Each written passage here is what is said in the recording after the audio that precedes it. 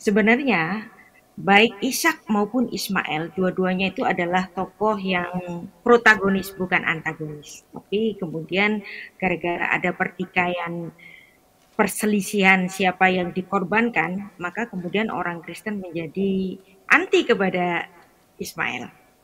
Karena dianggap Ismail itu merujuk kepada teman muslim, padahal enggak. Sebenarnya yang menjadi turunan yang menurunkan bangsa Arab itu sebenarnya adalah garis Yoktan dari Ham. Dan memang kemudian ada yang namanya pernikahan silang dari antara golongan Yoktan ini kemudian kawin silang dengan keturunan-keturunan Ismail.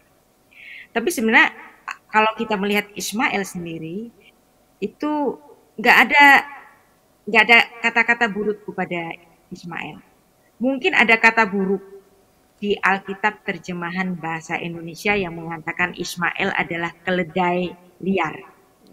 Nah, sebenarnya kata keledai liar di sini ini adalah suatu terjemahan yang lost in translation.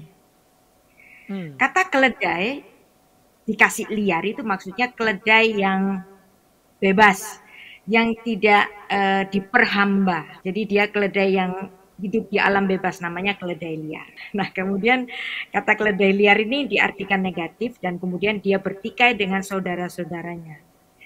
Nah, kalau Ismail itu diartikan Arab dan kemudian Ishak itu diartikan Yakub, Israel itu diartikan orang-orang pilihan Tuhan. Nah, sebenarnya kalau dia itu melawan saudara-saudaranya, siapakah yang dilawan? Karena sebenarnya Ishak ini bukan saudaranya Ismail. Israel ini ponakannya dari Ismail, bukan? Karena Israel adalah putra atau Yakub ini adalah putra dari Ishak. Nah, dan Ishak itu bersaudara dengan Ismail. Jadi nggak bisa ini kalau itu diartikan kita akan bertikai dengan orang-orang Arab. Sebenarnya enggak ya, karena orang Kristen yang dari kalangan Arab itu sudah ada. Sejak kapan? Sejak turunnya lidah-lidah api dalam peristiwa Pentakosta dalam Perjanjian Baru itu sudah ada orang-orang Arab yang dari Damaskus. Nah, itu kan sudah ada orang Kristen Arab. Nah, kalau kemudian Arab itu diidentikan sebagai Islam, ya enggak dong. Karena sampai hari ini masih ada golongan Kristen Arab. Dan misalnya, kalau Anda mengetahui Khalil Gibran, nah, dia adalah seorang penyair dari Lebanon yang berdarah Palestina, dan dia beragama Kristen, dan ternyata Kristen kan.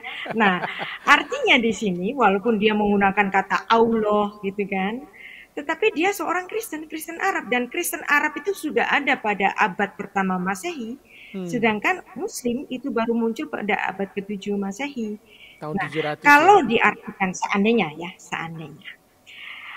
orang Muslim mengidentikan diri mereka sebagai keturunan Ismail, ya silakan, nggak apa-apa. Tetapi dalam konteks Alkitab kita, Ismail itu sebenarnya kalau Anda membaca dalam Galatia pasal 4, ya saya bacakan. Dan kamu saudara-saudara, kamu seperti Ishak, anak-anak janji. Ya. Dan kemudian Ismail yang diperanakkan menurut menganiaya. Sebenarnya ini bukan menganiaya. Sebenarnya saat itu artinya kalau menganiaya itu kan jadi ini. Jadi negatif.